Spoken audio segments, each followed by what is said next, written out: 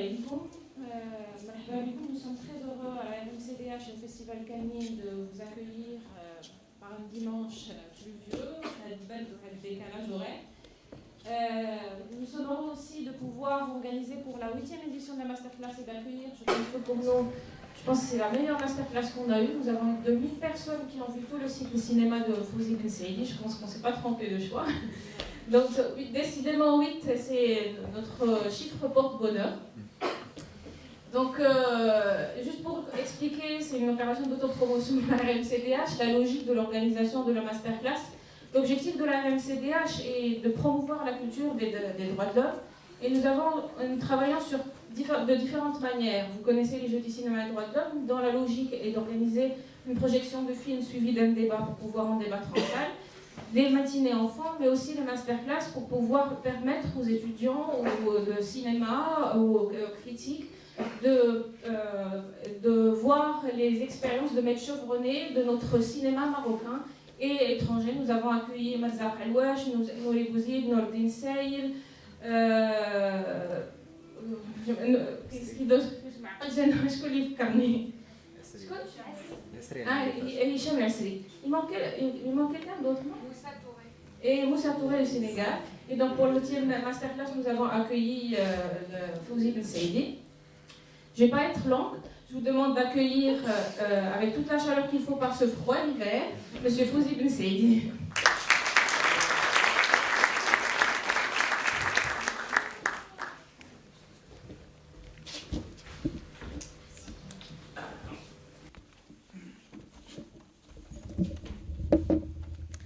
Monsieur Ben Saidi, je pense que nous avons passé 2 séances de débat à propos du dernier film Volubilis. Et des moments de passion et d'échanges émotionnels entre un public vraiment passionné par votre cinéma, et je le vois aussi nombreux comme on a vu pendant toute la semaine. Je pense que vous avez aussi pu le remarquer. Hier, il y a une phrase qui m'a vraiment touchée. Vous avez dit exactement qu'au cinéma, il ne faut pas se tromper de désir. Et je trouve tellement beau. Je voudrais que vous nous parliez de ce désir, de votre désir de cinéma. Bonjour. C'est vrai que je pense que sans vouloir comme ça dire que le cinéma est inaccessible, mais le cinéma est un métier, il faut reconnaître, difficile. C'est-à-dire que c'est un métier, par exemple, où il n'y a pratiquement pas d'acquis. C'est-à-dire, dans tous les métiers, on arrive à un certain moment de la carrière et de l'âge à avoir ce qu'on peut appeler l'expérience, ce qu'on peut appeler l'ancienneté, ce qu'on peut appeler les acquis.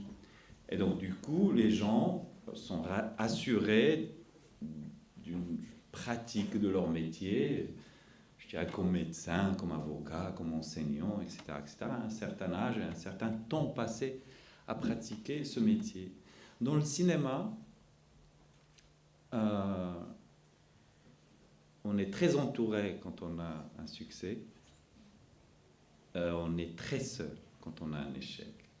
Mais même si on a fait 10 films qui ont marché, si le 11e ne marche pas, c'est cruel.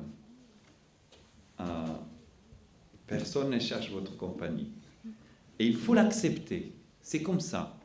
C'est comme ça. C'est cette grande famille de cinéma, mais qui est une famille des Atrides, si je peux dire. C'est une famille cruelle et c'est une famille tueuse, même, si je peux dire.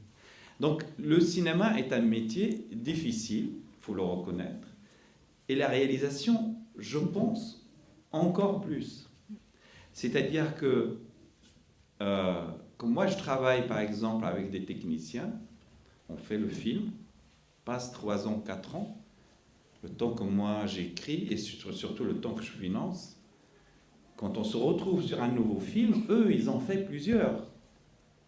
Moi, j'étais pendant 4 ans à vouloir faire mon film. Donc, il faut être prêt à donner sa vie au cinéma. Le cinéma est une passion qui refuse la tiédeur. Ou quand on donne tout, peut-être on peut recevoir. Peut-être on peut recevoir, alors qu'on a tout donné. Il y a des gens qui ont donné leur vie, le cinéma ne leur a pas donné à la mesure de leur investissement. Donc ça aussi. Et autre chose, quand on est réalisateur, on doit réussir plusieurs choses à la fois. Un écrivain, je dis pas, je ne minimise rien, c'est juste qu'un écrivain, il est là, il travaille la langue, etc. Donc voilà. Un musicien travaille les notes, un peintre travaille ses couleurs, ses cadres, ses formes, etc. Un cinéaste est quelqu'un qui doit réussir plusieurs choses à la fois. Il faut raconter l'histoire ou ne pas raconter l'histoire, mais il faut faire le film, il faut parler au costumier, il faut parler au décorateur, il faut avoir une vision de la musique qu'on veut dans le film, il faut parler à celui qui met les sons, il faut parler aux acteurs, il faut parler aux financiers, il faut parler aux producteurs, après il faut parler aux distributeurs, il faut pouvoir les intéresser au film. Donc il y a comme ça quelque chose donc, du coup, qui rend... Donc c'est pour ça que j'ai dit hier, quand on m'a dit qu'est-ce que tu peux dire aux gens qui veulent faire du cinéma, je dis il ne faut pas se tromper sur le désir. Si le désir est fort, eh ben, offrez votre vie au cinéma, parce qu'il faut l'accepter comme ça. Il faut offrir sa vie au cinéma. Sinon, c'est un métier qui attire, ce que je comprends, parce que de l'extérieur, il y a évidemment toutes les... Voilà, il y a les lumières qui brillent, qui scintillent, il y a les paillettes, il y a tout ça, et c'est très bien, c'est très très bien. Sauf qu'il faut savoir que on ne peut porter sur des années et sur une carrière que par un désir très fort, et le vérifier parce que il y a aussi beaucoup de gens qui font du cinéma pour des mauvaises raisons. C'est-à-dire que c'est vrai que il y a des gens qui sont attirés par la célébrité, par exemple. Pour moi, c'est une fausse raison. Il y a des gens qui sont attirés aussi par le pouvoir. Parce que, oui, être réalisateur, c'est avoir un pouvoir. Il faut aussi, quand on est sur un tournage, le tournage est très hiérarchique. Très, très hiérarchique. Donc, du coup, c'est vrai, on décide de beaucoup de choses. On choisit les gens avec qui on travaille. Et plus que ça, par exemple, le rapport au comédien est très complexe. Quand on filme un comédien, on filme l'âme du comédien. Donc c'est quelqu'un qui offre son âme. Donc on a un pouvoir. Il y a des fois une manipulation qui est dans le cadre de ce qui est accepté, par exemple. Et il y a une manipulation qui, pour moi, dépasse le cadre de ce qui est accepté, qui peut être même dangereuse, si je peux dire. Mais ça, ce n'est pas une raison aussi de faire du cinéma. Donc ne pas se tromper sur le désir est pour moi très important. Pouvez-vous dire un peu, au bout de 20 ans ou plus de carrière, quel a été le déclencheur de ce désir chez vous pour faire du cinéma ? Alors c'est vrai que je n'ai pas de réponse définitive, si je peux dire, parce que moi-même, je dirais, à un moment donné, j'ai arrêté de chercher. Parce que j'ai l'impression qu'on fait ce métier aussi parce que nous cherchons à régler quelque chose qui n'a pas été réglé. Je crois que si on vient à ces métiers-là, c'est parce que quelque chose dans la vie ne trouve pas la réponse. Donc on va la chercher et ça prend une vie. Et on n'a peut-être pas de réponse à la fin. C'est le chemin, c'est ce chemin, c'est le fait de faire ce métier, le fait de raconter des histoires comme moi je fais, d'inventer des mondes plutôt qui nous attirent. Donc il y a cette partie dont je ne veux pas trop savoir. Mais je peux dire des choses comme ça qui sont peut-être que je peux plutôt plus mentionner.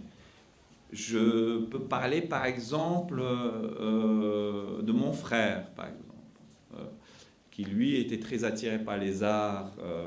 Donc du coup, c'est vrai que c'est mon père qui m'a emmené le premier au cinéma, mais c'est avec mon frère après que j'ai découvert aussi la musique, que j'ai découvert le cinéma. Et dans l'absolu, c'était presque lui, pour moi, qui allait dans une pratique artistique, plus que moi, quelque part.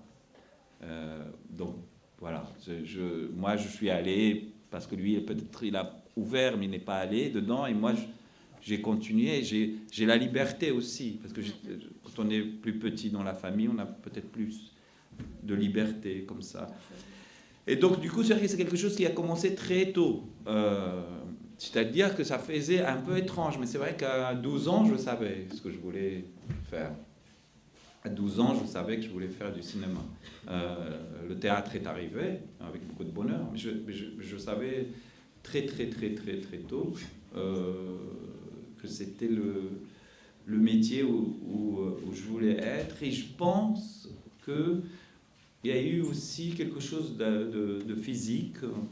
C'est que je me suis très tôt senti très bien dans les salles de théâtre, dans les salles de cinéma. Voilà. Des signatures qui vous ont marqué dès l'enfance, dont vous vous rappelez, et peut-être qui vous ont marqué aussi dans le long de votre parcours? Il y a un homme, c'est vrai, alors c'est pas très original parce que beaucoup de cinéastes se réclament de lui, donc c'est pas très original, mais il y a Orson Welles. Moi, je faisais du théâtre, donc j'ai commencé le théâtre très jeune, en attendant le cinéma, je le dis toujours. Et du coup, il y a eu cette rencontre à la mort d'Orson Welles, en fait. Je ne connaissais pas le travail. Donc, du coup, évidemment, comme c'est un homme extrêmement important, il y a eu, comme ça, des articles un peu partout. Donc, je commençais à lire. Et donc, c'était au début plus le parcours qui m'a attiré. C'est-à-dire qu'il a commencé par le théâtre. Moi, j'étais en train de faire du théâtre, en rêvant de passer au cinéma. Il a commencé très tôt. Il a aussi tenu une carrière comme ça, d'exigence, de recherche, d'expérimentation. Quand je dis recherche-expérimentation, je ne veux jamais dire quelque chose de fermé. Ça veut dire juste qu'on continue toujours à vouloir aller sur des terrains pas conquis, des terrains glissants, des terrains risqués, essayer des choses, plus dans ce sens. Et donc, du coup, j'étais plus, je dirais, attiré par la trajectoire de l'homme qui était justement résumée dans les articles qui paraissaient dans la presse mondiale. Et c'était une époque, là je parle à la fin des années 80, où c'était très difficile de voir les films. Donc j'ai vu Citizen Kane, qui m'a totalement subjugué, qui était passé à la télé, donc à l'occasion de la mort de Wells. Mais il n'y avait pas moyen de découvrir ces autres films. Et donc du coup, je me souviens que j'étais tombé sur une revue de cinéma qui s'appelait l'Avant-Scène Cinéma, qui, en fait, éditait les scénarios. Sur la gauche, il y avait les scénarios, et sur la droite, il y avait la description technique des plans, avec quelques photos. Et donc, ça, c'était très formateur a posteriori, je pense, parce que c'est vrai que je passais ma vie, donc, du coup, de Wells et d'autres films, à lire les scénarios, la description, et essayer d'imaginer les films à travers les images, parce qu'il n'y avait que des images comme ça. Et c'est très laborieux comme lecture, parce qu'elle est très technique, et ce qu'on dit, voilà, le travelling, comment... C'est des choses très techniques. Et donc, du coup, voilà, ça c'était le rapport à Wells. Après, je vais découvrir les Italiens, Fellini en premier, de manière très forte. J'ai un rapport très fort avec l'œuvre de Fellini. Son humanité, son baroque, l'imagination maître du monde. Et puis, dans un troisième temps, Hitchcock, pour la maîtrise quasi mathématique de la mise en scène. C'est-à-dire qu'il y a quelque chose comme ça où il n'y a pas un plan de plus.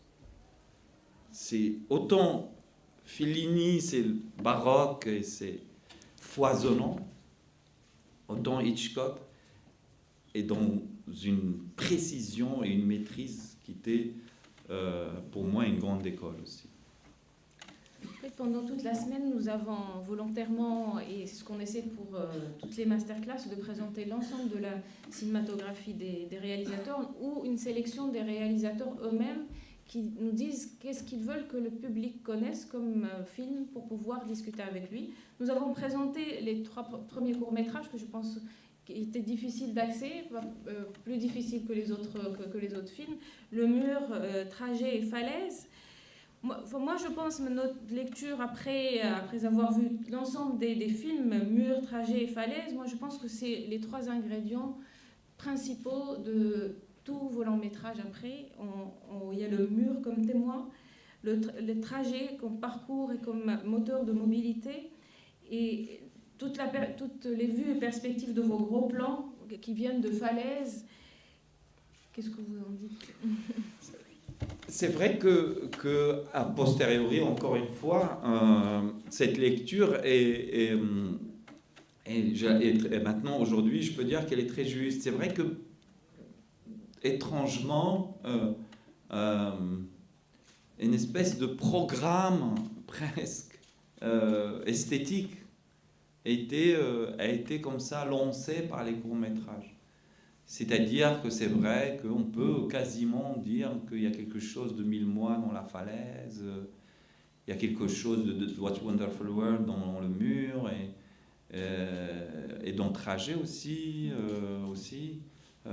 l'urbain, la modernité, les rapports humains. Donc oui, j'ai l'impression, c'est vrai que les 3 courts-métrages comme ça ont lancé une direction, un chemin, que les autres films qui viennent après sont une continuité et variation. Et d'ailleurs, même dans les courts-métrages, j'avais très vite aussi ce sentiment de ne pas se répéter et d'aller chercher des choses nouvelles. Par exemple, La Falaise est un film en noir et blanc, c'est un film en scope, c'est un film totalement tourné à l'extérieur, c'est un film sur 2 enfants. Et le film d'après, qui est Trajet, est un film en couleur, est un film de nuit, qui se passe tout le temps de nuit, est un film de personnages, est un film de la communicabilité, est un film urbain, est un film dont des sentiments de l'homme moderne comme ça, de l'individu aussi face à la société, etc. Et puis le mur arrive comme quelque chose qui n'est aussi absolument pas dans la suite, c'est-à-dire que c'est quasi expérimental, c'est un film fait en 3 plans, par exemple, tourné en une journée, fait avec peu de moyens, et fait avec une espèce de foisonnement aussi, d'idées, de mouvements. Sont finalement très différents. Et 1000 mois aussi a ouvert une brèche. Les gens ont cru que je suis là. Et puis après, W est parti totalement dans autre chose. Ça a même un peu presque déçu des attentes qui voulaient que ce soit la suite de 1000 mois. C'est vrai que, à la limite, je peux pousser, je peux dire que c'est pas très malin de ma part. C'est-à-dire, je ne construis pas de carrière. Construire une carrière aurait été de faire un film qui confirme après 1000 mois, en fait, en allant dans le même sens, etc. Donc, du coup, les gens, aiment, mais pas qu'au Maroc, hein, dans le monde entier, les gens aiment bien classer. C'est plus rassurant quelque part. Voilà, ce cinéaste fait ça.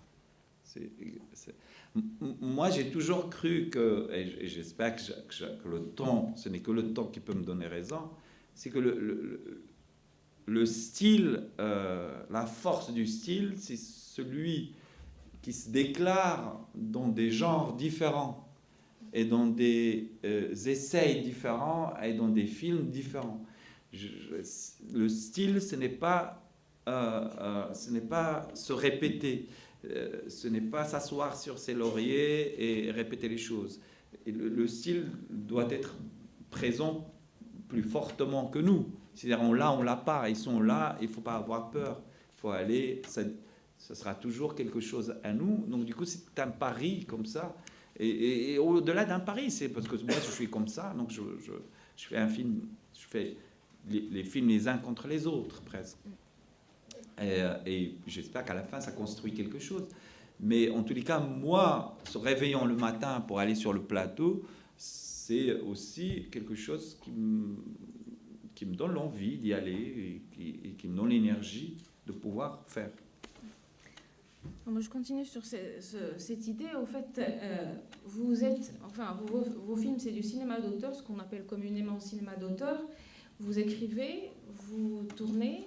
Bon, la production, la distribution, autre chose, on en parlera après. Qu'est-ce qui vous oriente pour choisir le choix filmique ou la cinématographique pour vos histoires? Comment se construit ce choix? Oui, ça c'est intéressant. C'est-à-dire que moi, je dis souvent que je n'écris pas de scénario. Je ne suis même pas sûr d'être un bon scénariste. J'écris des films. Donc en fait, quand je commence à écrire, j'ai le film en tête. Je ne fais pas le travail que je faisais au théâtre, par exemple, où il y a un texte, où je travaille sur le texte ce qui m'est arrivé de faire, sur Eugène O'Neill, ou sur Sadla Ounous, ou sur Lorca, ou sur Shakespeare. Je pars d'un texte et après, voilà, je cherche comment je peux peut-être éclairer quelque chose qui n'a pas été éclairé avant, ou quelque chose que moi je vois, peut-être qui est personnel.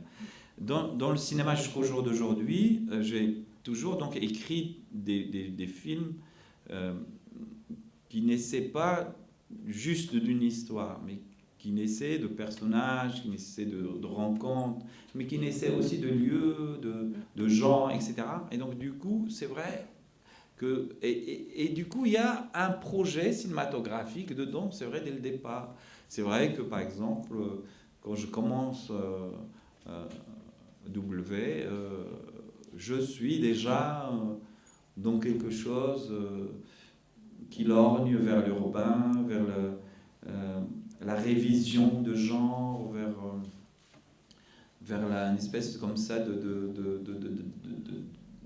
d'impureté des styles, de comment mélanger comme ça les styles et voir ce que ça donne. Je suis à un moment donné où dans la musique ensemble, je suis à un moment donné où on commence à récupérer des choses, le web qui démarre, etc. Et donc c'est quelque chose aussi qui m'intéresse. Je fais un peu ce travail-là dans le cinéma, en fait, quelque part. C'est-à-dire, dans W, il y a un recyclage des images, par exemple. Il y a des images de caméras de sécurité, il y a des images pixelisées qui venaient du web, il y a des images du cinéma, il y a la bande dessinée, il y a le cinéma filmé, c'est-à-dire il y a un film indien qu'on filme à l'intérieur du film. Donc il y a un travail comme ça sur sur le statut des images à ce moment-là, quand je fais ce film, où tout explose autour de nous. Il y a même un recyclage de la pub à l'intérieur du film. Donc il y a un projet esthétique dans What's Wonderful World. Ça c'est vrai. Est-ce que c'est plutôt l'inverse? C'est-à-dire, normalement, techniquement, c'est le scénario qui fait le choix. Maintenant, j'ai compris que c'est plutôt le choix esthétique qui oriente plus ou moins l'orientation de l'histoire. Oui, exact. C'est-à-dire, c'est le film que j'ai envie de faire. Voilà, exactement. C'est le film que j'ai envie de faire. Tout se construit en même temps. D'ailleurs, c'est vrai que mes scénarios sont des scénarios où j'écris ce que je vois, en fait. Donc, sont pas littéraires. Voilà. Donc, c'est une écriture visuelle et ça n'empêche pas le personnage, ça n'empêche pas l'intrigue, ça n'empêche pas la dramaturgie de manière... Mais je sais que je déroule dans ma tête un film. Moi, je reviens sur... moi, juste pour une question technique, il y a quelques questions d'orientation pour construire le débat. Je laisserai interagir la salle pour puiser le maximum de Fawzi Ben Saidi maintenant qu'il est avec nous. Donc, moi, sur les personnages dans vos films, il y a une lutte éternelle pour une vie meilleure ou pour un quotidien meilleur. Dans tous les personnages, il y a une force des personnages, qu'ils soient hommes, femmes ou enfants. Ils sont aussi, ils forgent la question de l'individu, un peu comme dans 3W, mais aussi la femme comme moteur d'action, mais elle n'est pas du tout victime, elle est plutôt moteur et engagée dans le changement de son quotidien. Elle n'est pas comme on voit dans un certain nombre de films, un rôle de femme soumise et qui attend un peu que le destin soit construit par d'autres personnages. Elle est vraiment dans l'action et engagée autant que tous les autres acteurs. C'est cette dynamique de personnages qui sont tout le temps engagés dans leur quotidien pour le changement qui est intéressante. Vous avez dit hier que vous tournez pour les losers. Et donc, ce qui est intéressant justement, c'est ces losers dans leur engagement au quotidien. Comment vous le pensez dans l'écriture du film? Oui, c'est vrai que j'ai cette tendresse qui vient de loin et qui va rester pour la marge, de manière générale, hein, pour la marge et pour les laisser pour compte, pour que les gens que la vie a un peu heurté. Et je les trouve plus touchants, plus sensibles, plus intéressants. Les gens qui ont réussi, c'est très bien, mais pourquoi faire un film? C'est pas des gens qui ont réussi. Il y en a qui font des choses. Des biopics. Voilà, très bien. Mais moi, ça m'intéresse pas. Donc du coup, c'est vrai que je suis de ce côté-là, de manière générale, dans tous mes films. Dans tous mes films, c'est des personnages heurtés. J'ai dit dernièrement sur Volubilis, mais je peux le dire, j'ai dit que tous mes personnages sont des êtres remplis de larmes. Et c'est vrai, il y a quelque chose comme ça. Des êtres, si on les bouscule, ils pleureront. Donc, ils ne pleurent pas toujours, mais... Donc, il y a quelque chose, c'est vrai, de ce côté-là, qui fait que les films sont engagés de ce côté-là, si je peux dire. Après, sur la question de la femme dans mes films, moi, je suis arrivé dans le cinéma à un moment donné où, quelque part, il y avait presque un commerce, si je peux dire. Un commerce acquis, certifié, etc., entre le Sud et le Nord. De sujets, et principalement, et au cœur de ces sujets, il y avait l'histoire de la femme. Donc, du coup... venant du Sud, donc il y avait une attente comme ça où les femmes sont justement souvent victimes d'une société patriarcale, etc., etc. Et du coup, voilà, ça fait que les films c'était pas très important. À la limite, si les films cinématographiquement ne sont pas intéressants, mais sur le sujet, par contre, comme c'est des films qui viennent du Sud, il faudrait que ce soit des films qui répondent presque à une espèce de cahier de charge tacite, hein, c'est pas officiel, hein, mais voilà. Donc du coup, c'est vrai que on fait les films par amour et par passion et par colère aussi. Donc l'une de mes colères était celle-là. Je trouvais ça terrible. Et donc, du coup, en plus, j'ai, moi, une croyance profonde aussi sur l'énergie des femmes, l'intelligence, la complexité aussi, je veux dire, dans les deux sens. Et donc, du coup, c'est vrai, j'écris avec cette idée-là. Et quand j'écris avec cette idée-là, dans 1000 mois, j'aimais à la limite bien l'idée que la mère était plus dure avec l'enfant que le grand-père, par exemple. Alors qu'on aurait vu dans une image classique, l'homme, donc, qui serait sévère, même violent avec l'enfant. Mais non, c'est... Voilà. Et puis, à un moment donné, j'aimais beaucoup l'idée que dans cette tentation d'une histoire possible entre elle et l'ami de son mari, qu'elle soit plus courageuse que l'ami qui, lui, du coup, fait marche arrière et ne va pas au bout d'une passion possible entre lui et elle. Moi, j'aimais bien, voilà, cette idée. C'est une femme qui, donc, d'un moment donné, prend sa vie en main, exprime sa volonté, son désir, son envie, etc. Et cette image ne va que grandir dans les films d'après. C'est que dans What Wonderful World aussi, le personnage principal qu'interprète Nza, de la policière, est aussi un personnage comme ça, très émancipé, très libre, et très, comment dirais-je, qui agit sur...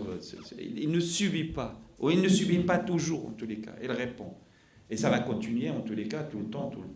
Mais c'est vrai que par rapport à l'Occident, il y a souvent, par exemple, sur Mort à vendre, où le personnage féminin est ambigu aussi, très ambigu, j'ai eu des fois des retours de gens qui, des fois, ne veulent pas voir qu'il n'y a pas qu'une seule image de la femme, qu'il y en a...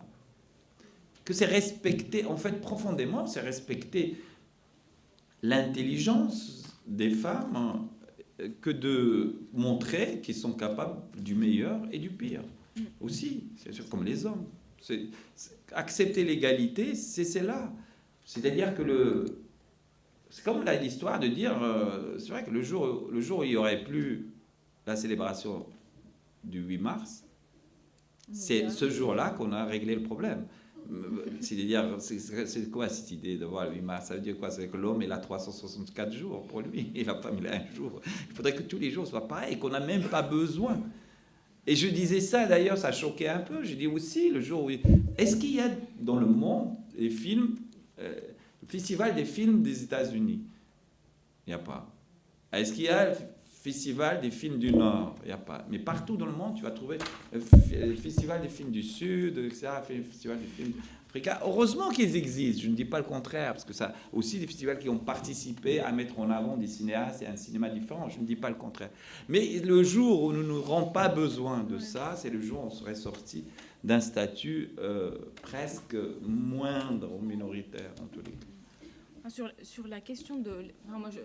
comme on est dans une perspective droit de l'homme, une des valeurs principales de la question des droits de l'homme, c'est l'empowerment des individus et de l'émergence de l'individu dans une société et de sa prise en charge de sa volonté. Donc, si vous pouvez nous parler un peu de cette logique de construction de personnages à partir d'individus, qui nous parle beaucoup plus, nous, cette génération, que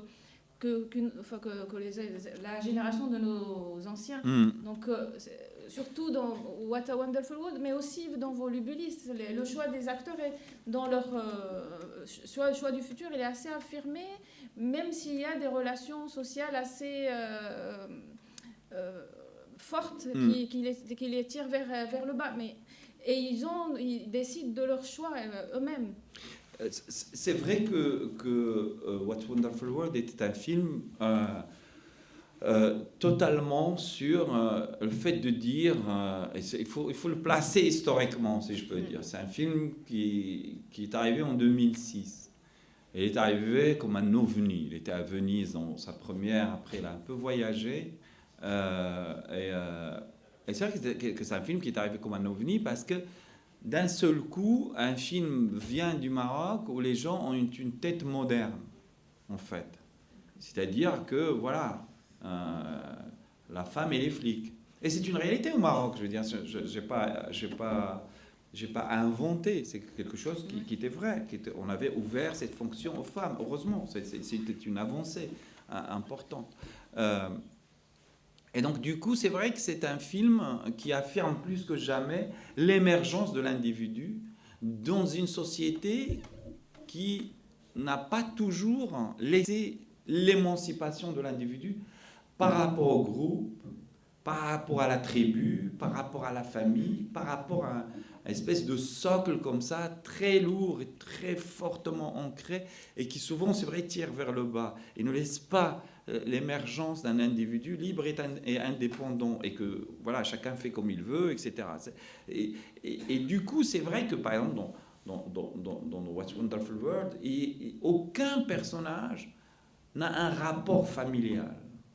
C'est-à-dire que c'est un film où il n'y a pas... le personnage de Kamel n'a pas de famille, le personnage de Kenza n'a pas de famille, le personnage qu'a interprété Fatima Atef n'a pas de famille, le personnage aussi de Hajar n'a pas de famille. C'est des gens qui sont seuls et qui ne se réclament que d'eux-mêmes. Alors que j'avais dans 1000 mois et dans d'autres films ce rapport-là, ce rapport à la famille est très très présent. Et là, c'est vrai que c'est un film qui parle de ces gens, mais qui les enlève de ce carcan aussi, parce que ça peut l'être aussi. Et du coup, c'est vrai que je pense que l'une je peux dire une des choses premières pour aussi aller vers une société moderne, etc., c'est reconnaître l'individu, sa liberté dans la vie, et de la respecter, de respecter cette envie et cette liberté de l'autre.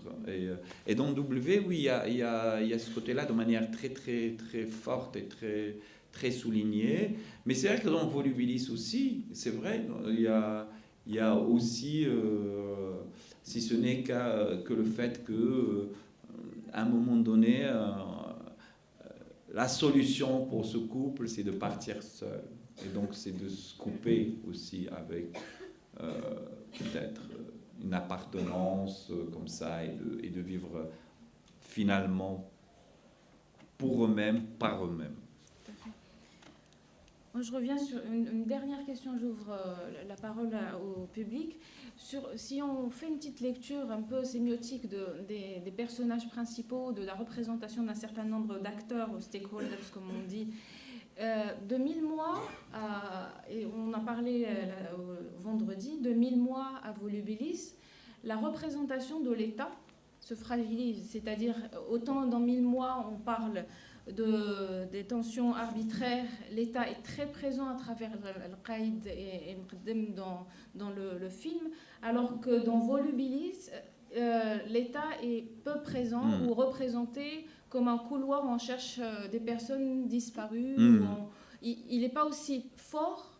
Est-ce que vous voyez que la présence de l'État dans la vie des individus est de moins importante? Ou vous voyez ça? Comment vous essayez de représenter cet acteur dans le quotidien des losers que vous filmez? Oui, c'est vrai. C'est vrai que c'est quelque chose que je disais hier, quelque chose, je vais commencer par ça pour le rappeler, c'est que c'est vrai, ce qui peut être beau dans les films et dans les œuvres d'art de manière générale, c'est de capter l'air du temps, ou de capter ce qui se passe au détour d'une scène, ou du détour d'un choix comme ça, qui des fois, il est réfléchi, il est intuitif à la fois. C'est vrai que, par exemple, dans 1000 mois, on est aussi dans une partie précise de l'histoire contemporaine du Maroc, qui est les années de plan, etc.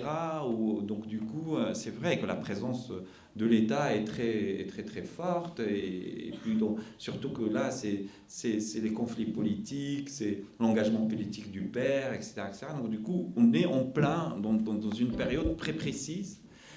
On arrive c'est vrai, au dernier film, on arrive à Volubilis, où oui, il y a quelque chose de cet ordre-là, qui est marocaine et qui est un peu même mondiale, je dirais, où l'État s'est un peu démissionné sur beaucoup de terrains.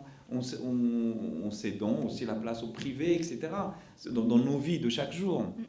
L'État est moins présent, l'État-providence, si je peux dire, est moins présent.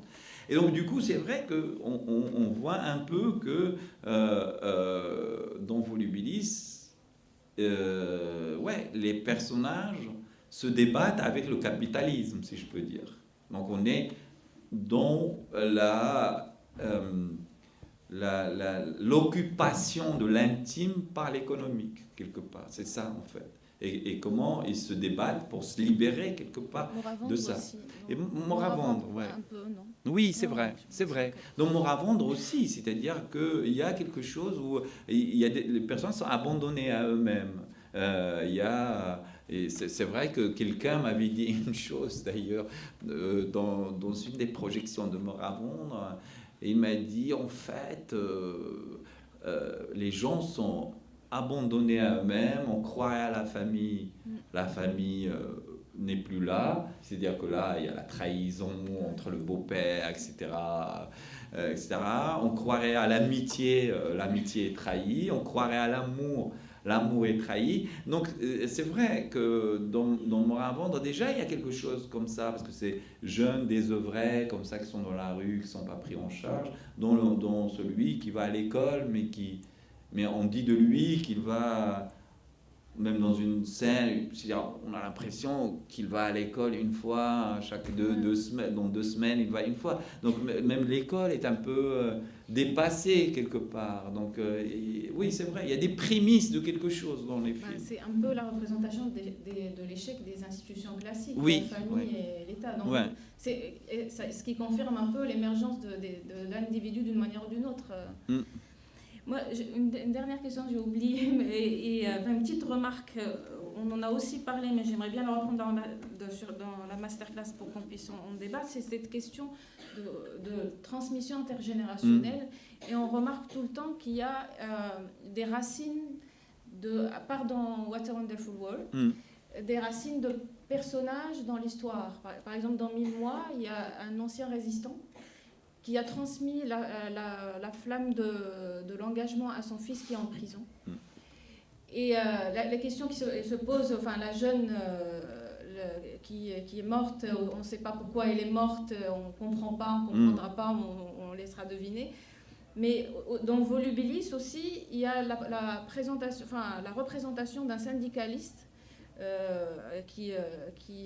qui pleure un peu son passé syndical parce qu'il est encore convaincu de certains principes, mais qu'il est tellement dans le désarroi qu'il peut vivre sans.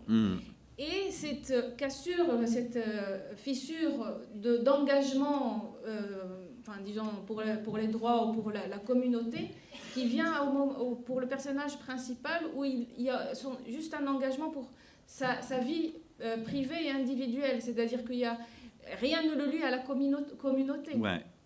Ça, c'est vrai, c'est vrai. Merci de cette lecture, parce que franchement, donc, du coup, ça me rassure un peu. C'est-à-dire que les films racontent quelque chose sur notre vie à travers les personnages. Et c'est très juste. C'est vrai qu'on est dans une autre époque où l'utopie était encore possible. Malgré la difficulté des années de plomb, c'est vrai. Mais l'utopie était possible et les gens étaient engagés et les gens croyaient à un monde meilleur. Ça, c'était sincèrement, c'est-à-dire que c'est des années où les gens voyaient l'avenir comme un monde meilleur que celui dans lequel nous vivons. Je dirais même l'utopie de l'an 2000, même on peut revenir à ça. Et même sur moi, j'ai vu aussi, par exemple, pour donner des détails comme ça de cette époque, j'ai vu des films russes, des films de l'Europe de l'Est, qui étaient dans des ciné-clubs de gauche, donc du coup, qui pouvaient faire venir ces films-là. Il y avait même des maisons de jeunesse, d'Ol Shabab, etc. Malgré les peu de moyens, c'était traversé par cette idée de l'engagement. Et je me souviens même à l'école, les profs étaient très engagés, de gauche souvent, et donc du coup c'est vrai, cette période-là été porté par ça. Aujourd'hui, arrivons à Volubilis. Il est vrai que quelque chose a disparu entre-temps. Le rapport à l'engagement, d'ailleurs, sur le plan politique, c'est quelque chose qui est, quand on voit les élections, la participation, la non-participation, l'indifférence presque d'une génération aujourd'hui qui a grandi dans un monde apolitique, ou en tous les cas, elle est apolitique. Donc c'est vrai que les films le racontent, on passe de quelqu'un qui... voilà, qui est un père résistant, qui, justement, comme tu le disais, justement, donc, a transmis cette idée de l'engagement à son fils, à Volubilis, où le syndicaliste est dans une aigreur, en fait. Bon, voilà, il noie sa déception dans le vin, dans l'alcool. Et le fils, même quand il est renvoyé de son travail, et qu'il a compris quelque chose sur le monde, quand il vient voir le nouveau vigile et qu'il lui explique que tu n'es... En fait, qu'il dit que toi, tu comprendras après que tu n'es rien, que tu sers à quelque chose et après on te jettera, etc. Et que c'est comme ça, et que c'est plus fort que nous et qu'on est les perdants dans cette histoire. C'est vrai que ça ne dépasse pas une colère personnelle qu'il ne sait même pas canaliser d'ailleurs. C'est-à-dire qu'il reste seul avec ça et que finalement, bon voilà, vu qu'il a grandi dans des idées un peu conservatrices, on le voit même allant comme ça, faire une ronde, je veux dire, moralisante, etc. etc. Donc du coup, c'est vrai que les films pointent un peu ça, la disparition de cet horizon. Mais c'est vrai que c'est drôle, je veux dire, quand on voit qu'aujourd'hui, de manière générale, même on peut rattacher ça à l'environnement. C'est-à-dire là, on nous dit que dans 2030, on est dans une catastrophe, alors que nous, on disait en 2000, il va y avoir des choses magnifiques, etc. Donc, quand même, la jeunesse a besoin d'un idéal et a besoin de tendre vers un monde meilleur. Aujourd'hui, c'est très difficile. C'est très, très difficile. Entre la nourriture à laquelle il faut faire attention... voilà, on va se baigner à la mer, il faut faire attention, on va marcher dans la rue, l'air qu'on respire est pollué. C'est dur pour les générations aussi, sincèrement, on était plus chanceux que ça, finalement. Je crois qu'il est temps d'ouvrir la parole au public.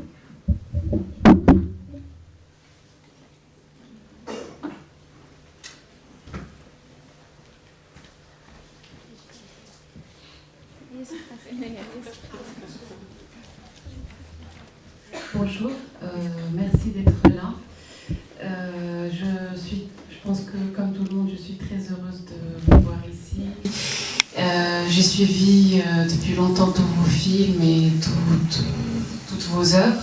En fait, moi je me demandais par rapport au fait, comme vous l'avez expliqué dans vos films, petit à petit, la présence de l'État se retire pour révéler un petit peu l'individualité des personnages, qui n'est pas toujours très positive. Et c'est un petit peu paradoxal de voir que quand on bouge d'un milieu autoritaire à un milieu de moins en moins autoritaire, que les personnages se révèlent d'une manière négative, en fait. Est-ce que vous corrélez l'absence de l'État au fait que l'individualité se révèle à elle-même et du coup sombre quelque part dans un désarroi. Voilà. Comment vous dire,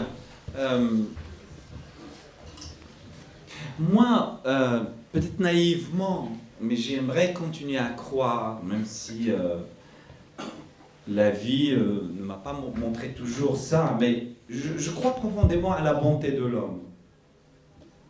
Même si je ne suis pas sûr d'avoir raison, au fond. Parce que j'entends aussi quelque chose qui est plus, je dirais, réaliste que ce que je suis moi en train de dire. C'est de dire le contraire. C'est de dire ne pas croire à la bonté de l'homme, mais croire que si un cadre lui permet d'être bon, il peut l'être. Si on peut arriver à ce que la société s'organise de manière à ce que les êtres montrent le meilleur d'eux-mêmes, ils peuvent montrer le meilleur d'eux-mêmes. Mais si on lâche et si on les laisse à se débrouiller tout seuls, eh ben c'est National Geographic, c'est la jungle, et que l'homme plutôt irait vers cette direction-là. Donc du coup, c'est vrai que c'est pour ça que je continue moi profondément à croire à ça, naïvement, mais je crois que c'est plus réaliste de dire que oui, il faut pas lâcher il faut que l'école reste structurée, que ce soit l'école publique, que l'accès au savoir soit possible aux gens, etc. Il faut que socialement, les gens les plus fragiles qui ont besoin de plus d'aide peuvent recevoir cette aide, etc. Oui, c'est vrai que, je veux dire, ce qui est positif, c'est la disparition de ce qu'on pouvait dire sur 1000 mois dans la présence de l'État, ce qu'on disait, mais dans un cadre qui était aussi de gens qui étaient emprisonnés, etc. etc.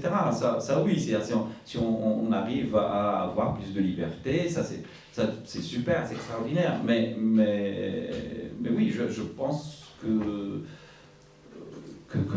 école qui fonctionne, etc., qu'une société qui fonctionne ne peut que nous aider à sortir le meilleur de nous-mêmes. Voilà. السلام عليكم سي فوزي فرحان نسولك مره اخرى مرحبا بك نتقربوا من الاعمال ديالك الله يخطيك كيف قلتي امبارح بان الفيلم ولا القصه يعني ماشي الحوار هو اللي يعني كيحكي لنا شنو كاين في الفيلم كاين الموسيقى كاين نظرات الى غير ذلك كاين حتى الصوره ديال المخرج او الكادر اللي كيوصلنا بها بزاف ديال الرسائل مثلا في فيلم لو ميور كان الكادر تقريبا كامل فيكس فهمنا ان البطل الفيلم هو هذاك الحيط او لا يمكن ايحاءات اخرى ان دوك الناس فيكس هذيك هي حياتهم. سؤالي هو في الف وشهر كانت هاد الصبغه حتى هي غالبه عليه يعني كانوا بزاف ديال الكادر فيكس ما عرفتش واش هذه كانت رؤيه اخراجيه في ديك الوقت ولا يمكن نفس الحالات كيعيشوهم هذوك لي بيرسوناج بغينا نعرفوا اكثر الا كان ممكن. Alors, انا بصراحه عندي جوج تاع الحوايج اللي كيعجبوني نشتغل بهم على مستوى لا غرامير ديال السينما. انا بغيت نقول كنعتقد كنعتقد في لا فورس القوه ديال اللقطه الثابته لو كادر فيكس وكيعجبني مثلا كيفاش تنظم الدخول ديال الشخصيه في الكادر والخروج ديالها الى اخره. بالنسبه لي بحال شي كوريغرافي دونك كيعجبني نخدم على هذا الجانب هذا. لو ريتم كيكون مخدوم من الداخل وفي الافلام ديالي ديما كاينين بجوج حتى في 1000 شهر كاينين بجوج ابار لو مور اللي كان اختيار راديكالي الى حد ما. لو مور فيه 3 لقطات ثابته 12 دقيقه ولكن كما قلت كتعجبني اللقطه الثابته ولكن كتعجبني حركه الكاميرا كذلك. دونك كنحرك كذلك الكاميرا بنوع من الغنائيه c'est-à-dire كيعطي الفيلم ان ليريزم. دونك كيعجبوني كذلك الحركات ديال الكاميرا وتقدرتي بيدك واحد القضيه كاينه بزاف في الافلام عندي هي انه عندي بزاف اوسي كترجع هذيك اللقطه دو بلونجي كتكون الكاميرا من الفوق وكتشوف الشخصيات. كاين ديما ان كونستركسيون اللي انا كنصورها وكاين شي حوايج مثلا كاين نوع من في هذيك اللقطه اللي تكون هكاكم بلونجي كاين نوع من un espèce de regard impuissant sur les personnages. Il y a quelque chose comme ça où rien ne vient en leur aide. كاينه شي حاجه من الجانب هذا كاين. ونقدر نقول لك فقط انه كاين تغييرات من فيلم لاخر ولو ان هادو ثوابت مثلا هادو ثوابت ولكن نقدر نقول لك بانه في البدايات الى غايه حتى تقريبا حتى الموغافوندغ كان عندي موقف راديكالي من اللقطه المكبره لو غرو بلون لانه واحد الوقت تم استعمالها بشكل مفرط مبالغ فيه بدون سونس يعني la mise en scène c'est la construction du sens et les gens كيلعبوا بالصور بشكل لا واعي بصراحه بزاف يعني on n'a jamais assisté à une telle production des images ما عمر شي وقت يعني شحال كاين دابا من واحد كيصور مثلا دابا هذه القضيه ما كانتش شحال هذه يعني وفي الحياه الى اخره on n'a jamais produit autant d'images mais on n'a jamais autant appauvri les images c'est ça qui est quand même assez troublant c'est-à-dire du coup les images ولاو ما كيعبروش بزاف بحال تقريبا انه نقدروا نقولوا كان واحد لاج دور السينما في الوقت اللي ما كانش هاد لاكسي بحال وهاد المساله انا كنقولها الا كان دي جون نيت اللي باغيين كيخدموا في السينما باغيين السينما التقنيات الحديثه عندك لانها تقنيات كتغلط في شي حوايج بزاف مثلا انا كنلاحظ بانهم شحال هادي فاش كنا كنصوروا بالبيليكول كانوا الناس كيفكروا شويه اكثر قبل لا يصوروا وفاش كان المونتاج بالبيليكول سيدي راه بقيتي كتقطع فيها 70 مره ما تعاودش تلصق دونك كتفكر باش تقطع انا كان عندي الزهر انني خدمت بالبيليكول وخدمت بالنيميريك دونك شفت تغييرات غادي نقول لك بانه فاش كنت كدير المونتاج دونك كدير ديجا اتونسيون لينا ما يمكنش تقطع دونك كتفكر شويه وحتى فاش كتطلب من المونتور يدير شي حاجه ما كيديرش دو كليك كيجباد السينتا وكيقطع وكيقطع وداكشي وكتخرج انت كتعاينو كتفكر en fait une des problématiques du monde aujourd'hui c'est que le monde va plus vite que nous de manière générale même dans la voiture il paraît que physiquement nous ne supportons pas plus de 50 km/h même dans la voiture. Il paraît que le corps fait un effort à partir de 50 km/h. Donc, nous sommes des êtres de lenteur. Et la lenteur est le dernier rempart contre la futilité du monde aujourd'hui. C'est pour ça que je fais des films qui prennent le temps et qui sont longs et longs. Et donc, du coup, sincèrement, attention, ce n'est pas la machine qui fait le film, c'est l'homme qui doit faire le film. Et donc du coup خانا مشيت من السؤال ديالك الاشياء اخرى ولكن حقيقه انا كيألمني صراحه كيفاش ولات واحد انا كنت شوف حتى المهم انا كنخلقها في التصوير عندي فاش كنكون كنصور كنخلق هذا الجو هذا ولكن كنشوف لانه انا كممثل كنكون في بلاطوهات اخرين كنشوف بانه مثلا فاش كتخلق واحد لانتونسيتي ديال التصوير يعني انه فاش كتصور اللقطه هذا لحظه ساكري سي ان مومون فور ان طون ساكري الناس كتصور وكتصاف التكست ما يمكنش واحد الوقت راه ما يمكنش راه يمكن في الحياه الا كنتي في قهوه ولكن راه ما يمكنش تكون كتصور فيلم و دونك كاين شي حوايج في الممارسه.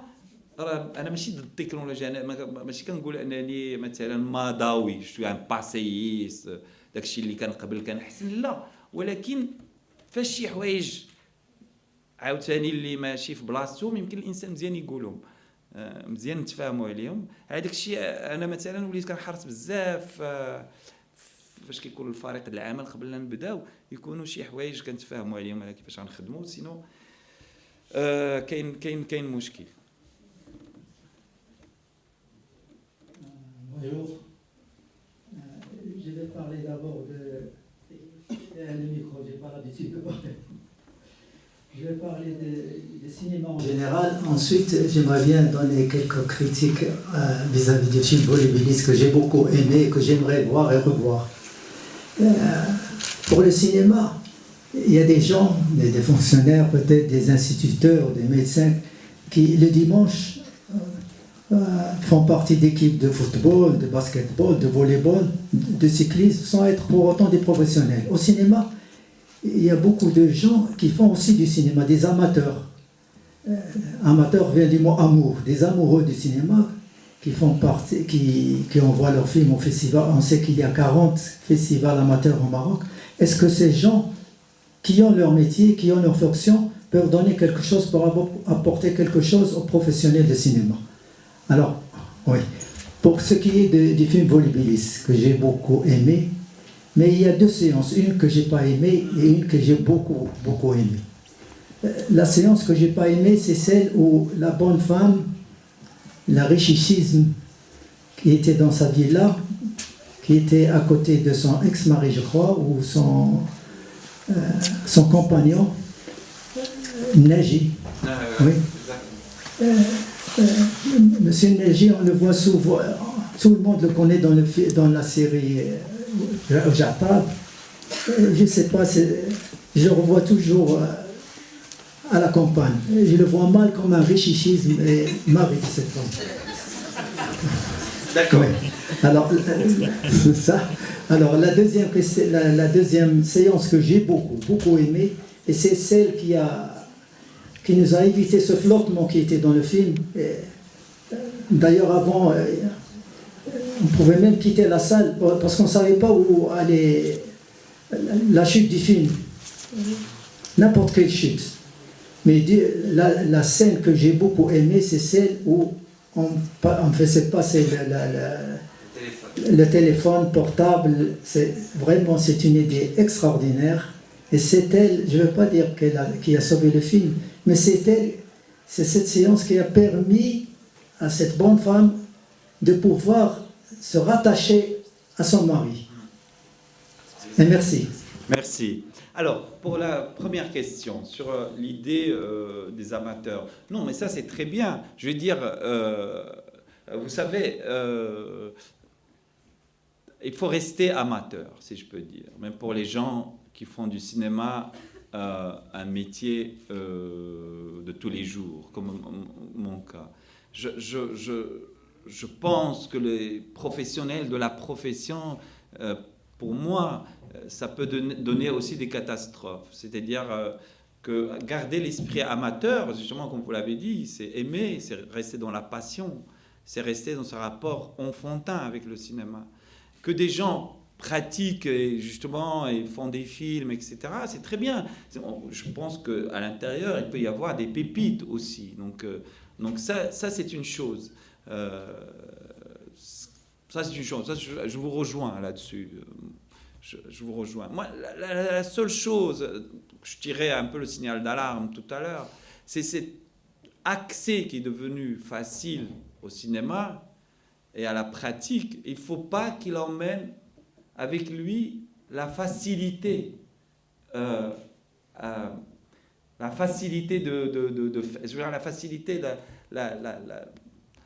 voilà, on fait un film, c'est pas important, c'est important, mais c'est pas un film, c'est une question de vie et de mort, c'est ça pour moi, et moi je peux pas me défaire de cette idée-là. Et je disais que toute la manière de faire le cinéma avant allait dans ce sens. Le cinéma était le plateau est un endroit sacré Le plateau est un endroit où les gens se tiennent. Le plateau, c'est comme une mosquée, c'est comme une église. C'est un endroit où doit régner une espèce de communion. Et c'est ce qui fait que les films sont forts. C'était plus dans ce sens. Sur Volubilis, oui, moi, vous savez, quand après, je fais un film, je ne réclame pas que le film est parfait, et heureusement, si je peux dire, on fait un autre film parce qu'on n'est jamais satisfait du film qu'on a fait. Si on croit un jour qu'on a atteint la perfection et que tout fonctionne, eh ben, je pense que c'est le début de la fin et qu'il faut s'arrêter. Je peux entendre ce que vous dites sur Amin Nagy. Amin Nagy est quelqu'un avec qui j'ai un rapport comme ça, personnel. C'est pas qu'on est amis dans la vie, c'est pas ça. C'est que juste que lui a envie de travailler avec moi et moi j'ai envie de travailler avec lui. Et du coup, c'est vrai que sur cette scène, cette scène n'était pas dans le scénario. Et c'est une scène que j'ai écrite pendant le tournage. Et j'ai pensé à lui dans ce sens. Je me suis dit, et je suis très reconnaissant au fait que Amin Nagy, qui est un acteur très connu, accepte de venir jouer une séquence dans mon film. Une séquence. Je le salue pour ça. C'est énorme. C'est beaucoup de générosité. Il faudrait qu'on travaille comme ça. C'est-à-dire, voilà, il vient faire une séquence. Après, si vous n'avez pas convaincu, vous avez le droit aussi de ne pas être convaincu. Je n'y peux rien, le film est fait, je ne peux même pas le remonter. Donc voilà, je ne peux rien.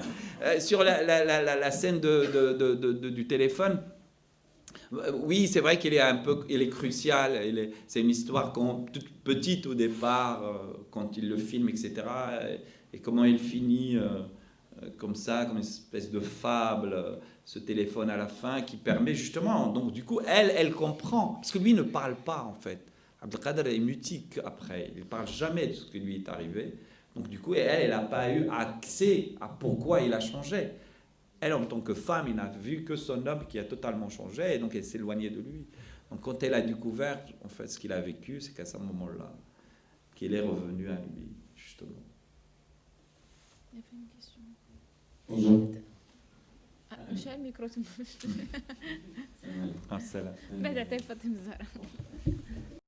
D'abord, merci de raconter nos histoires, nous les losers remplis de larmes. Parce que nous, spectateurs, c'est comme ça qu'on sort de vos films. Je remarque que dans les 4 longs métrages que j'ai pu voir, qu'il y a la notion de la fatalité.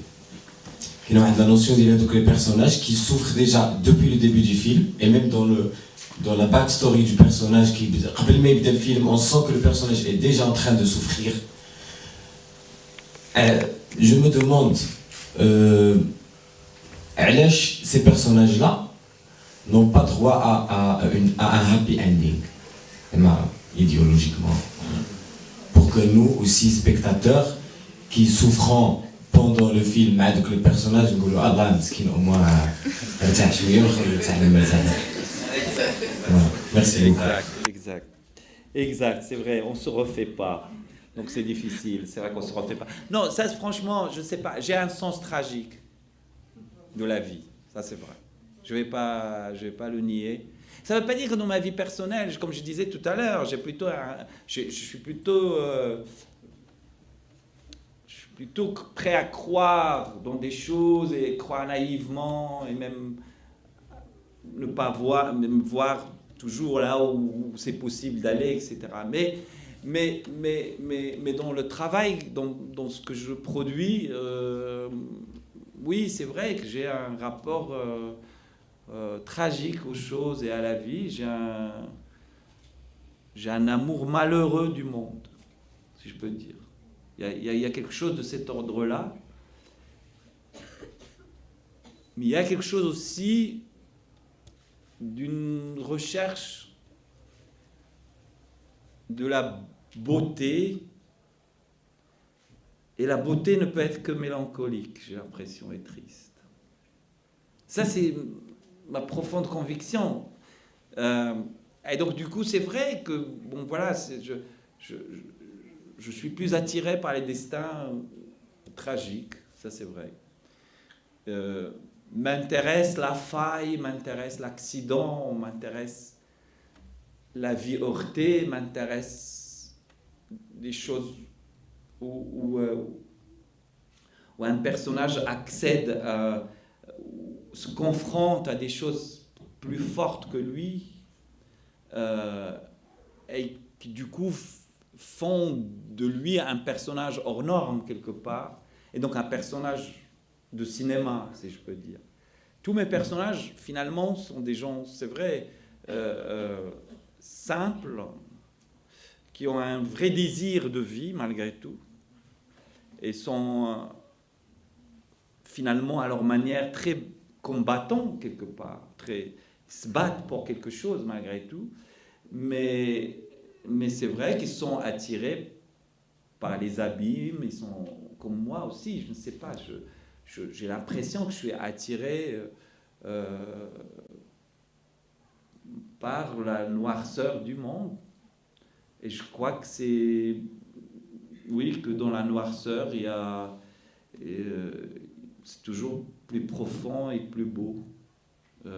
Voilà. Donc c'est des destins accidentés qui m'intéressent, mais je pense que le cinéma s'est intéressé de manière générale plus à ces... Donc après, sur le happy end, oui, j'aimerais bien, mais je crois que le réel me rattrape, et donc du coup, le réel est plus dur, j'ai l'impression. Mais je ne sais pas, dans Volubilis, sincèrement, j'ai changé la fin. La fin était encore plus dure. Donc, sincèrement... D'ailleurs, j'ai dit une fois à quelqu'un sur Volubilis, j'ai dit, mais bon, finalement, la fin est heureuse. Il m'a dit, ah bon? Vous voyez que c'est une fin heureuse. Moi, j'ai l'impression, en tous les cas, l'amour triomphe à la fin. Et le chemin est ouvert pour les deux amoureux. Donc, je me dis quand même, mais c'est vrai que dans tous mes films, il y a toujours un mort quelque part, il y a toujours il y a de la trahison, il y a, bon, voilà, j'aime bien quand les personnages comme ça se confrontent à des forces plus fortes, ou à la trahison, à l'amour, à l'argent, à la cupidité, au pouvoir. Voilà, je crois que je suis porté, j'ai grandi dedans aussi, pas moi personnellement, mais dans ce que j'ai lu, etc. Je veux dire, voilà, c'est une envie d'être un peu shakespearien, j'ai l'impression.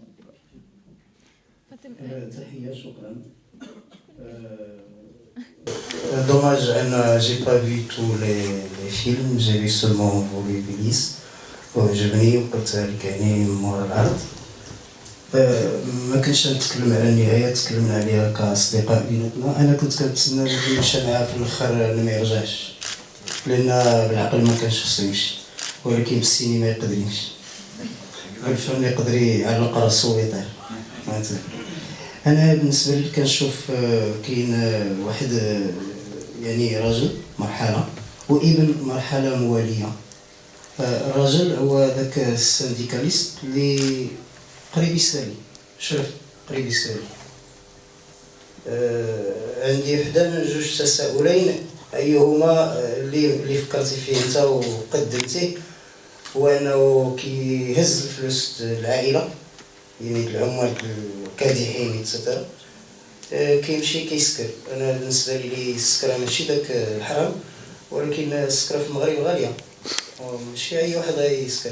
اذا تما راسماليات، تما باترونات، يعني واحد المرحله التاريخيه للعمل النقابي فاشل بين مزدوجتين، كيعطينا دي كومباتون اللي هما انديفيديوال، مابقاش يدافع على الحقوق العمال اللي خدامين معاه بشكل جماعي، ولا كيدافع بوحدو.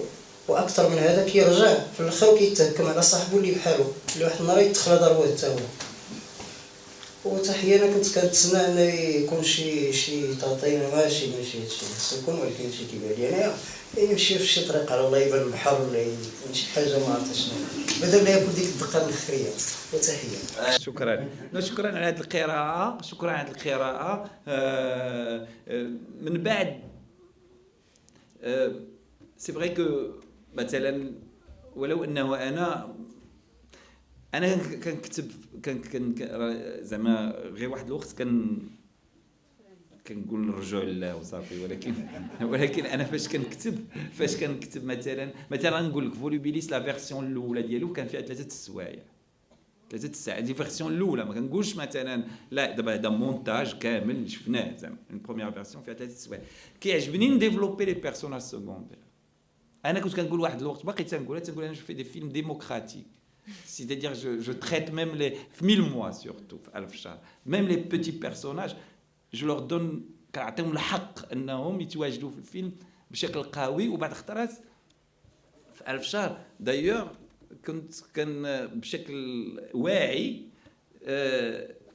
كنخلي البيرسوناج برينسيبال اللي هو الطفل وكيهتم الفيلم باللي بيرسوناج سكوندير ديال عفيفي الله يرحمه مثلا ولا ديال القايد وخوه مصطاوي الله يرحمه وعبد العاطي المباركي يعني كندخلوا في تفاصيل الحياه ديالهم حاجه اللي نورمالمون في السينما كما كان كيبغيوها المنتجين والموزعين ما كتعجبهمش بزاف هذه القضيه اللي تيقول لك دير الجمهور كيبغي يتبع واحد القصه وحده من الاول حتى الاخر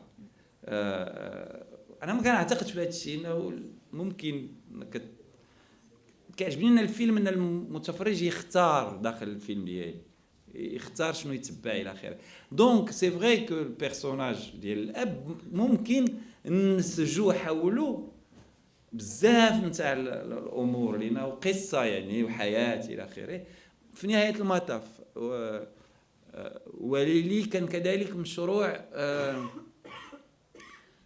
المشروع فيه كذلك نوع من نظر للقصه الى اخره الممثلين اللي اختاريت الى اخره في واحد فيلم جينيرو اكثر مع الجمهور يمكن مقارنه مع الافلام الاخرى ففي نهايه المطاف القصه تجمعات حول ملكه وعبد القادر بشكل قوي اكثر ما كانش فيه كان فيه اقل كو 1000 شهر مثلا اللي كان فيلم كورال c'était un film choral ما فيش تقريبا ما فيش شخصيه محوريه فوالا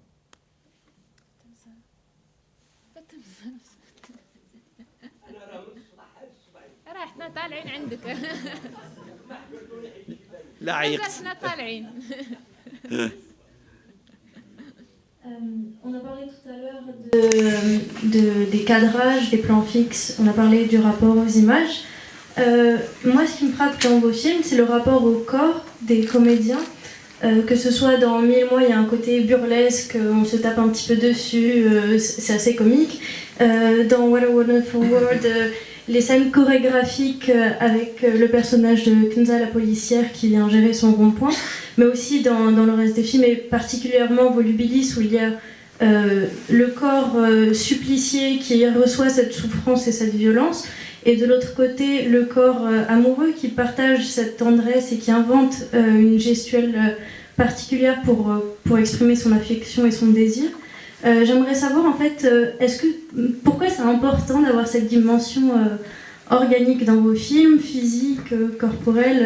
Est-ce que ça vient du théâtre? Enfin, pourquoi cette place? Oui, alors parce que le cinéma est organique, je crois, hein, vraiment, je pense. Le cinéma filme la matière et il la filme très très bien. Ce qui est magnifique dans le cinéma, c'est qu'à la fois c'est très concret, mais c'est possible que ce soit aussi abstrait. Donc ces deux dimensions dans le cinéma sont extrêmement importantes. Comme je disais hier, c'est un peu comme la musique aussi. Il y a cette force dans le cinéma. Après, voilà, c'est comme je disais tout à l'heure, les films naissent d'envie, de désir, d'amour, mais aussi de colère et de prise de position. Donc, du coup, c'est vrai que moi, je trouvais aussi que pendant longtemps, jusqu'à Volubilis, où là, je voulais vraiment, de manière consciente, travailler sur le gros plan, je trouvais qu'il n'y a pas que le visage qui est capable de dire des choses. Il est évidemment capable de dire des choses, mais souvent aussi, on oublie que le corps est capable, que les mains disent, que les pieds, que les jambes, que la manière de s'asseoir, la manière de marcher, etc., disent aussi beaucoup de choses. Donc du coup, je travaille avec cette conscience. Après, il y a l'autre partie qui est plus de chorégraphie, qui elle est au-delà, qui est le fait que c'est quelque chose que j'aime beaucoup et que un jour, j'aimerais bien faire quasiment une comédie musicale. C'est quelque chose que j'aimerais beaucoup. Je finirais même ma vie très bien à Broadway à faire des comédies musicales en vieux metteur en scène. C'est aussi quelque chose que j'aime beaucoup. J'aime énormément. C'est-à-dire, en fait, je fais ce métier pour organiser le monde, si je peux dire. Je fais ce métier pour inventer des mondes, si je peux dire. Et pour les inventer, du coup, tout est chorégraphié dans mes films. Je veux dire, alors il y a la scène de mariage dans 1000 mois, l'attaque de la bijouterie dans Mort à vendre, le rond-point avec la policière, tout ça c'est de la grande chorégraphie. Mais même si on regarde bien, même les scènes d'intérieur, etc., c'est le corps qui danse, mais qui ne danse pas. Mais les mouvements des corps dans l'espace sont quelque chose qui est extrêmement pensé et maîtrisé et contrôlé. C'est vraiment extrêmement travaillé. Donc c'est vrai, du coup, merci pour cette lecture, parce qu'elle est réelle et parce que oui, c'est quelque chose qui me tient à cœur. شكرا مسيو فوزي لا سيمين كل اللي شفنا لي فيلم ديالك و merci d'être là pour votre conférence mélancolique comme vous aimez bien la mélancolie. Et donc moi j'ai une question en fait par rapport aux espaces ديال لي فيلم ديالك en général كنشوفوا ان les espaces اللي فيهم بغيت نعرف كيفاش كيتم هذا لو شوا ديال هاد l'espace وماشي واحد اخر. واش انت فاش كتكون كتكتب كتخيل دي اسباس اللي ديجا شفتيهم وكنتي فيهم كتقول سين جو لا فوالي بيان في هاد l'espace هذا، ولا كتقول طون ايكيب اللي كدير لي repérages et tout ça que j'aimerais bien avoir un espace qui ressemble à ça. J'aimerais bien حيت les espaces ils sont bien choisis وما كتخيلوش هاد لا سين ما دار شي espace واحد اخر. Non, je dis je filme les visages comme des paysages et je filme les paysages comme des visages. Du coup, c'est vrai qu'un espace pour moi est comme quelque chose où il y a le vivant en fait. Je crois toujours qu'il y a dans un espace une âme à révéler, que le cinéma arrive à révéler, qu'un espace a une histoire. Il se passe des choses et je crois vraiment que c'est pas quelque chose de mort. Je crois que c'est quelque chose de vivant et qu'il y a quelque chose à révéler dedans. Ça, c'est une croyance spirituelle, si je peux dire, comme ça, profonde, que j'assume. Et donc, du coup, c'est vrai, je filme sous cet angle-là. Donc, du coup, il n'y a pas de repérage sans moi, par exemple. Je ne peux pas...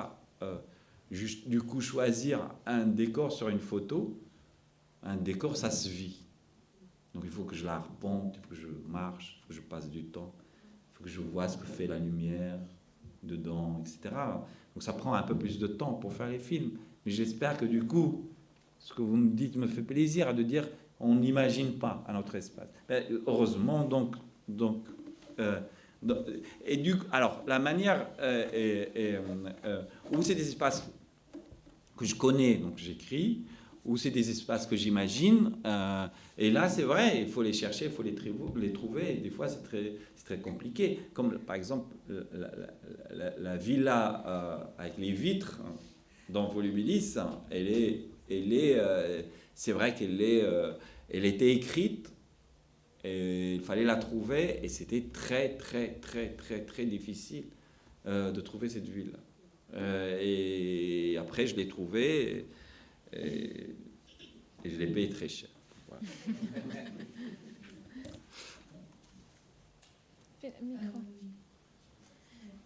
Sophie, après, بعدك عفاكم الميكرو.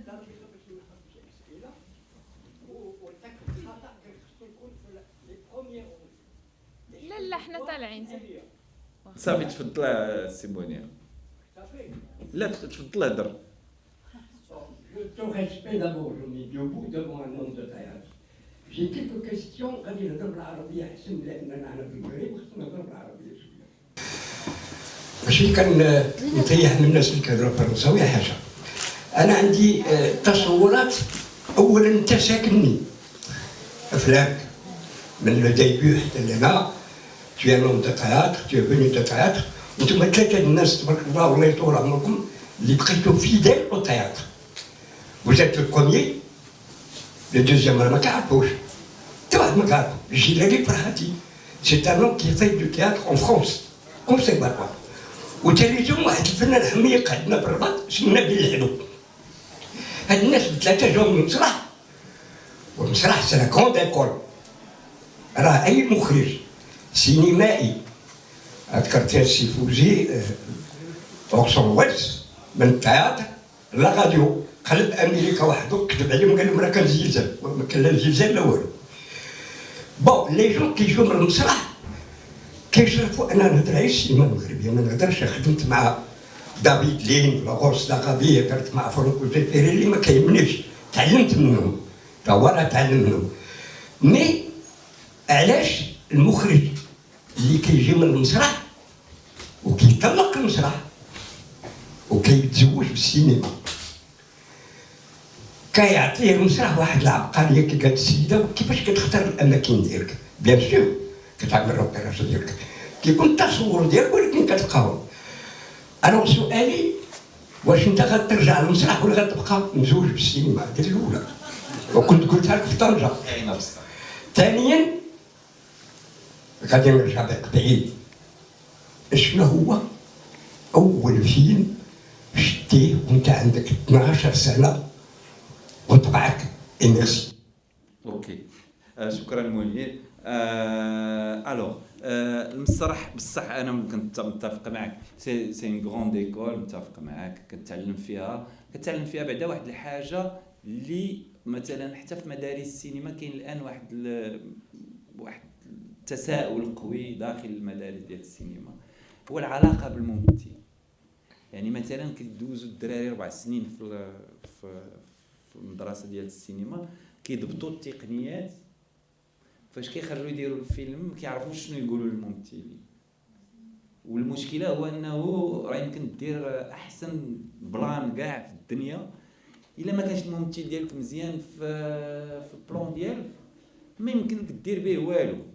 دونك لا ماتيير بروميير والاساسيه هي الممثل. فالمسرح بالعكس اللي مزيان فيه انه كيعطيك علاش لانه ما يمكنش تتعلم تخدم مع الممثلين في السينما ما عندكش الوقت.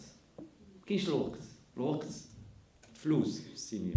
ما يمكنش تقول غناخذ انا 6 سوايع بور ديريجي لي زاكتور راه ما كايناش. عرفتي هذيك لا ديريكسيون داكتور في السينما حتى هي فيها نظر وفيها نقاش طويل ولكن ما غندخلوش فيها.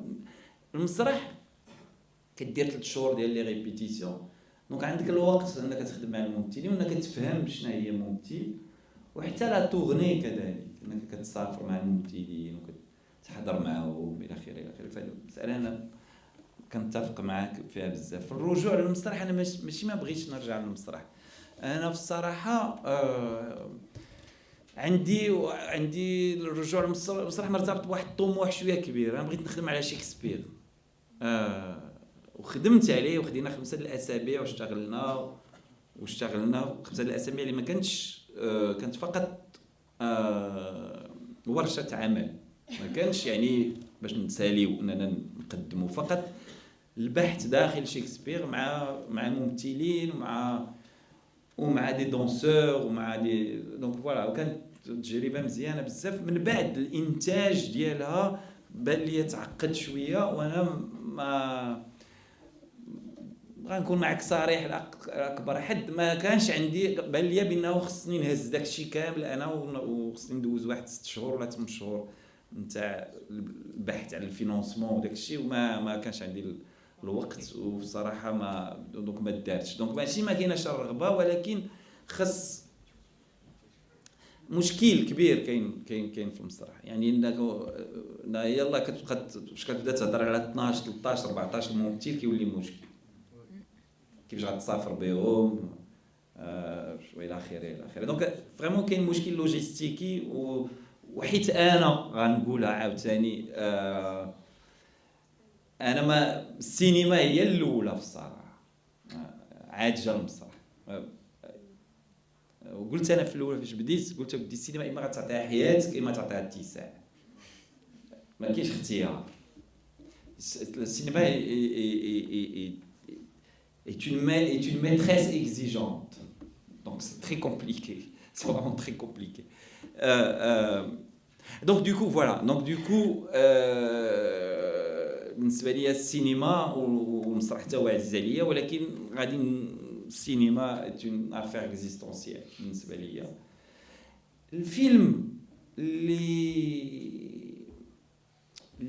alors c'est très étrange comment les choses se construisent انا داكشي قلت انا مثلا فولوبيليس وقع بيني وبين راسي واحد التصالح مع السينما المصريه مثلا لان انا مريت من السينما المصريه بحالنا كاملين وعجباتني وداك الشيء واحد الوقت اكتشفت عاوتاني سينمات اخرين وبعدت عليها وفي فولوبيليس رجعت لشي حوايج اشتغلت عليهم مثلا كاين بزاف الافلام على داك الشيء خصني نذكر كاع الافلام المهم الافلام الاولى اللي كانت كان واحد الفيلم ماشي شي فيلم مثلا في تاريخ السينما نتاع سميتو سونيا والمجنون في محمود ياسين ونجلاء فتحي كايت اون ادابتاسيون جوستومون ديال كريم اي شاتيمون ديال دوستويفسكي هو في الصراحه الا اقتبستي كريم اي شاتيمون ديجا راك مزيان زعما في الصراحه ديجا لا باز اللي زعما تو دوستويفسكي معاك اش بغيتي اكثر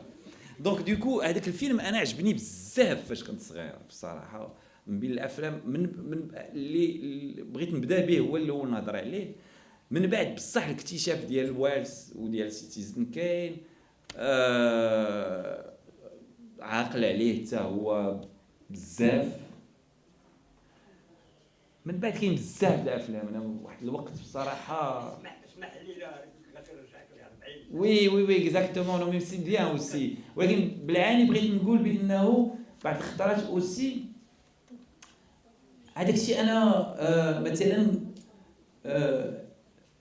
عارف عندي واحد الاحترام لكاع الافلام بشكل عام حيت كنقول ما كاينش شي واحد كيفيق الصباح وكيقول غنمشي ندير واحد الفيلم خايب اي واحد مسكين كينوض الصباح كينوض كيمشي كيبغي يدير فيلم مزيان من بعد واش غيقدر يديرو ما يقدرش يديرو اكسترا سي بور سا جي اون توندريس بور ليشيك j'ai une tendresse pour les films qui marchent pas qui sont pas bons etc sauf quand on fait le cinéma pour une mauvaise raison ce que je disais au début et là ça se voit par contre ça oui ça je ne cautionne pas mais des fois des films où il y a un échec mais où on sent je préfère à l'absolu où il y a du travail انا كاع كنفضل كاين شي فيلم تكون فيه سيكونس وحده مزيان بعد الخطرات كيبان لك واخا كيكون ان فيلم غاطي وفيه une séquence magnifique je préfère ça qu'un film moyennement réussi par exemple voilà je vous en prie je suis près le micro tout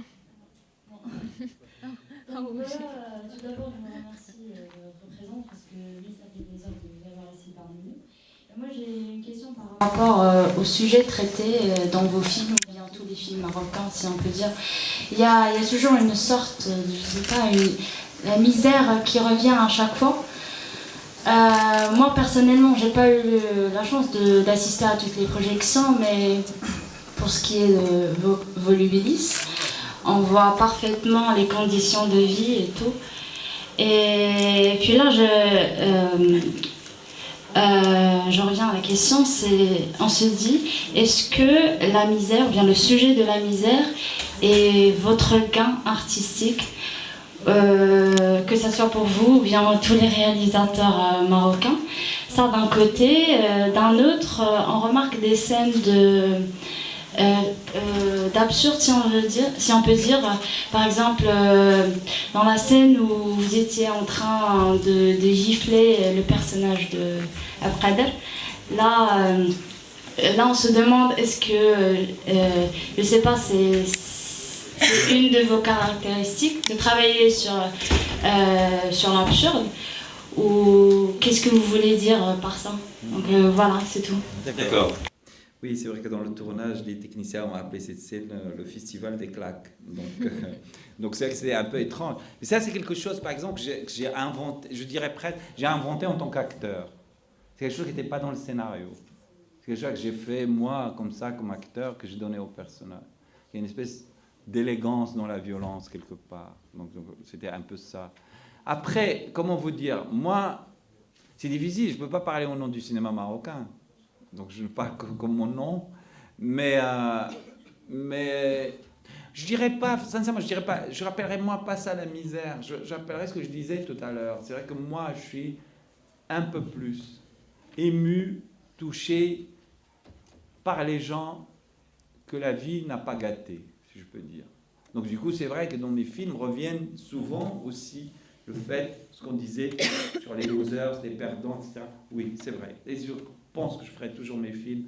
Ça ne veut pas dire que je ne ferai pas des films sur les riches, mais je ferai un film sur un riche qui a d'autres problèmes aussi dans la vie, ça existe. Donc un perdant encore. Sur le côté surréaliste, oui, c'est vrai. Surréaliste, on peut l'appeler comme ça, ou absurde, ou en tous les cas comme ça qui ouvre une brèche aussi sur l'imaginaire. Oui, c'est un film comme What Wonderful World, oui, c'est vrai, par exemple, il est plein de ça. Il y a toujours dans les films des moments où les films quittent la voie qui leur a été tracée et partent sur des choses autres. Même dans Volubilis, la scène du snack, par exemple, est une scène totalement ailleurs. Esthétiquement, c'est un film qui presque n'appartient pas au film. C'est un moment suspendu dans leur vie qui n'a rien à voir avec le reste. Donc du coup, voilà. Donc du coup, je pense que oui, que dans mes films, il y a souvent le mur est assez absurde aussi. Ils sont tous traversés, tous les films, même s'ils sont tragiques, sont traversés aussi par une force ou un souffle burlesque, absurde. Tous les films, même dans 1000 mois, par exemple, il y a beaucoup de choses qui sont... Voilà, il y a la poule qui marche pendant que le Qaïd fait sa prière, il y a des choses comme ça, il y a toujours comme ça des choses un peu ailleurs, un peu décalées, un peu absurdes, un peu comiques, un peu burlesques, un peu... Ou quand il dort, parce que vous avez vu Volubilis, quand il dort sur la porte, par exemple, ça aussi, c'est quelque chose... J'adorerais, moi, la scène. Merci, parce qu'elle n'a rien à voir. Elle a beaucoup à voir, mais elle est inattendue à ce moment-là, de tristesse, etc. Mais bon, voilà, il dort là. Donc, Salam. Merci beaucoup, Madame Kenaliao Tirjati. Vous avez donné beaucoup d'occasions à les élèves, les étudiants de l'ISMA qui sont là, pour profiter de votre expérience, votre technique de cinéma. Ma question, c'est pour les personnages. Vous avez vraiment choisi des personnages, très beaux personnages, mais pour le rôle que vous avez joué, est-ce que vraiment était tellement compliqué que vous l'avez joué vous-même? Vous n'avez pas trouvé une personne qui peut traduire vraiment ce silence, parce que c'est vraiment difficile de faire ce silence, de jouer ce silence. Parce que vraiment ça. Et la deuxième question, est-ce que vous est arrivé de choisir des acteurs qui ne sont pas des acteurs, des artistes, qui sont des personnes normales, par exemple, vous trouvez une personne qui peut jouer le personnage que vous avez dans la tête. Ouais. Est-ce que vous arrivez déjà à faire ça? Voilà, je commence par la fin. C'est quelque chose que j'avais fait beaucoup dans 1000 mois, où je voulais un peu ancrer le film dans le village où je le tournais. Donc du coup, il y a des petits rôles que j'ai pris sur le village lui-même. Ça, c'était un choix que j'ai fait comme ça, que j'aimais bien, comme ça, mélanger les acteurs professionnels et des non-acteurs, en fait, qu'on jouait une fois dans 1000 mois. Oui, par exemple, le café, c'est le village, c'est vraiment le village, vraiment. Même le serveur du café est un homme du village. Donc ça, c'est vrai, je l'ai fait dans 1000 mois, beaucoup.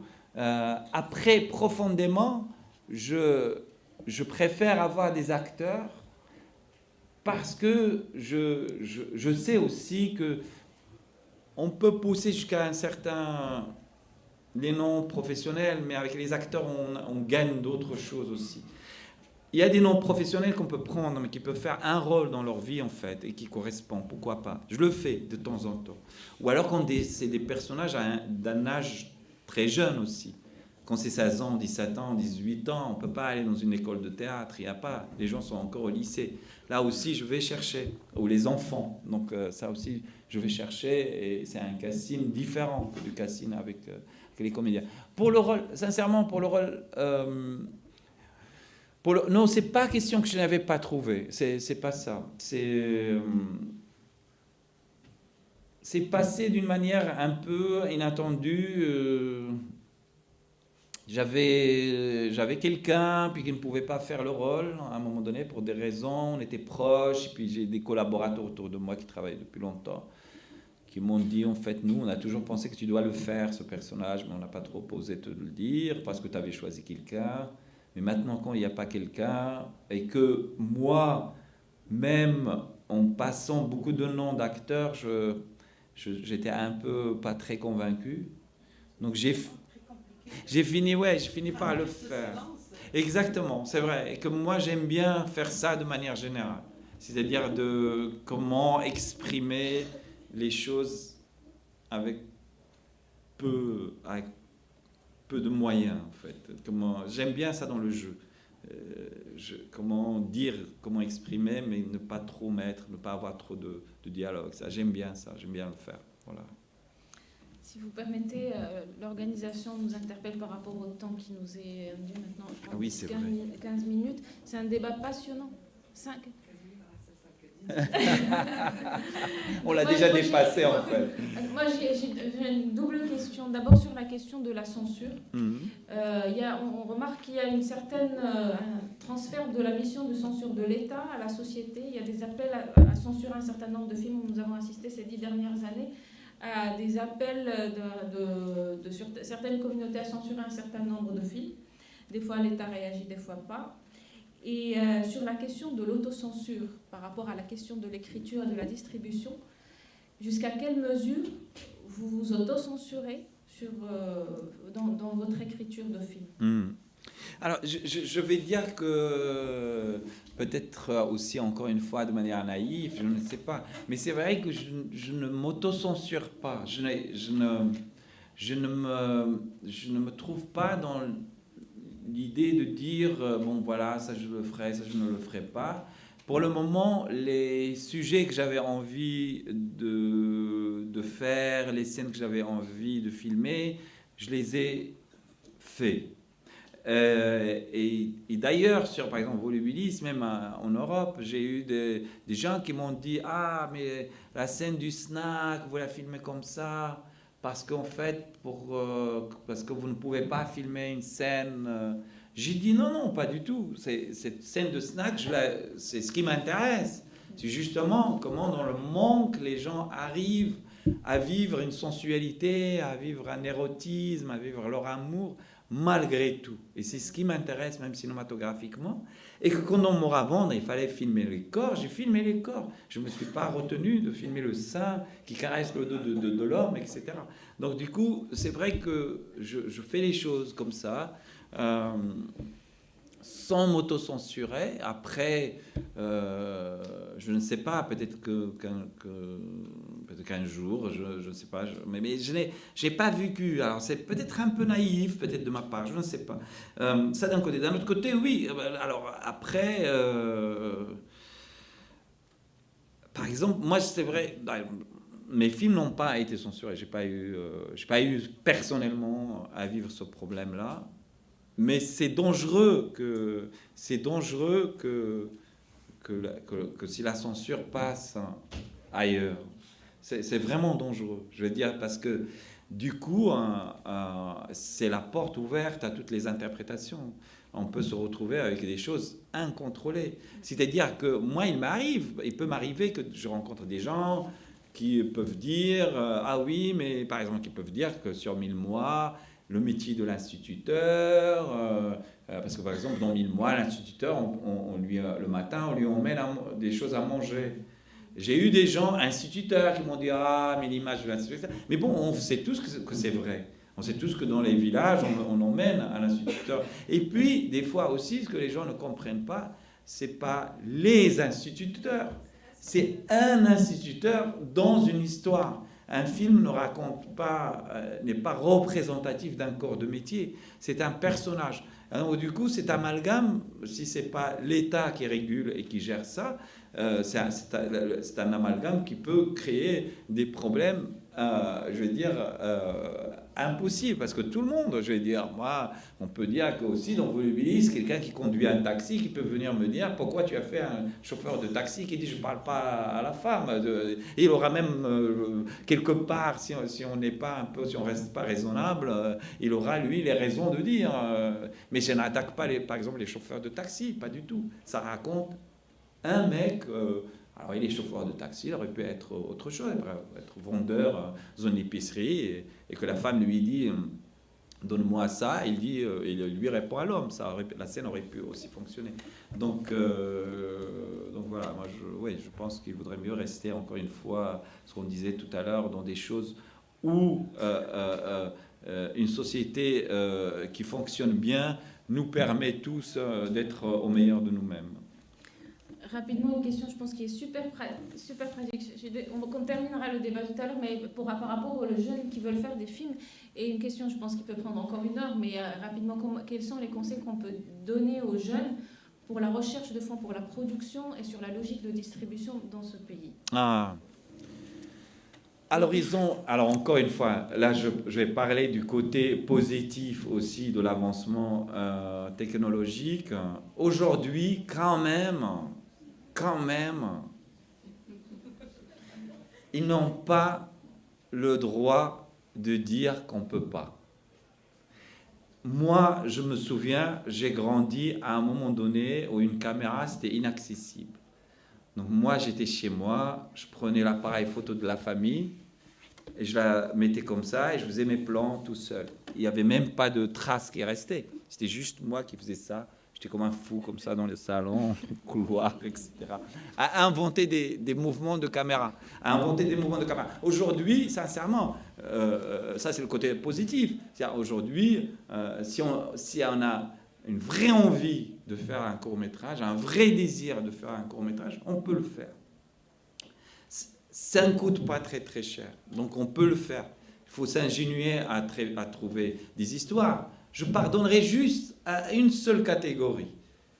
Il y a des cinéastes qui ont une manière de fonctionner qui, elle, ne peut fonctionner qu'avec des moyens. Et dans l'histoire du cinéma, ça a existé, c'est vrai. Je vois mal Kubrick faire un film dans une chambre avec 2 chaises, un homme et une femme. Il y a des cinéastes comme ça. Alors peut-être qu'il y a des gens qui ont un imaginaire qui, lui, ne peut pas rentrer. Et ça, ok. Mais autrement, aujourd'hui, sincèrement, si l'envie, le désir de faire est très fort, il y a moyen. Ça, c'est sûr. Après, si on est dans un autre... si on est dans une école de cinéma et qu'on sort de là et qu'on a la possibilité d'aller vers les fonds, etc., et bien là, il faut profiter de cet âge où vous n'avez à gérer que vous-même. Je veux dire, on peut quand même se dire, on peut passer des nuits et des nuits à écrire des scénarios, à les parfaire, à les déposer. Vous savez, il y a quelque chose qui se dit, on arrive toujours à faire son premier long métrage. C'est le deuxième qui est difficile. Mais n'importe qui peut faire son premier long métrage. S'il se bat, s'il croit, il peut le faire. Le deuxième, c'est une autre question. Parce qu'il faut avoir aussi l'élégance, si on se rend compte que ce n'est pas notre métier qui est pour nous, d'arrêter aussi. Parce que sinon, c'est une catastrophe, je veux dire. Voilà. Donc, après, comme je disais au début aussi, je veux dire, on peut faire des films où on ne trouvera pas de distributeur. Peut-être que c'est des films qui ne sortiront pas. Il faut lire un peu les histoires des cinéastes, leur vie. C'est incroyable comme ce métier est aussi beau que difficile, aussi beau que compliqué. aussi beau qu'inattendu, aussi beau que frustrant. On ne fait jamais le film qu'on a en tête. Jamais. C'est quoi au point que des fois, on a l'impression que le rôle d'un cinéaste, c'est de trouver des solutions à des problèmes. Et que toute réussite d'un film ou pas dépend finalement de la capacité de trouver des solutions. Ça, c'est des choses, par exemple, que j'ai vécues. C'est que comment, tout le temps, ça dans le cinéma, comment rendre l'impossible comme un possible encore meilleur. Comment rendre toute entrave, toute impossibilité, tout problème comme une chance carrément pour le film. Je crois vraiment qu'une grande partie du talent d'un réalisateur, elle est aussi, malheureusement, encore une fois, de ce côté-là. C'est-à-dire comment se retrouver, des fois, voilà, comment trouver l'idée qui fait que ce qu'on fait et ce qu'on arrive à faire est meilleur même que ce qu'on a prévu. C'est que ça qui fait, je crois, la différence entre les films et leur carrière après, et les films qui réussissent et les films qui ne réussissent pas, etc. etc. Et voilà, je ne sais pas, je vais finir par dire il faut accepter la réussite, il faut accepter aussi la défaite, il faut accepter l'échec, c'est pas un métier simple, franchement, c'est pas un métier simple. Fawzi, merci beaucoup. Enfin, j'avais une question, mais bon, je vais arrêter. Daï va me tuer. Merci beaucoup, Fawzi. Mille merci d'être venu. Merci à tout le public qui nous a accompagnés cette semaine sur ce festival. Merci aussi à l'équipe ARMCDH.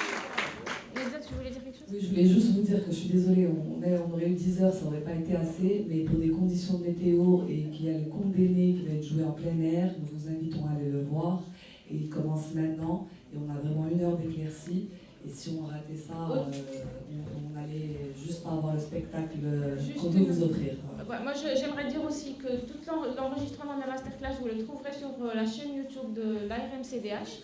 Je vous donne un dernier mot, si possible. Oui, moi je voudrais juste dire merci vraiment à l'association pour vraiment cette... pouvoir comme ça me permettre à moi aussi de me projeter dans comment les films sont reçus. Merci au Festival Cameline. Merci au public qui est venu, nombreux, vraiment. Et voilà, je vous remercie et j'espère qu'on se revoit sur un prochain film. Si j'arrive à le faire, rien n'est acquis d'avance. Prochaine masterclass aussi.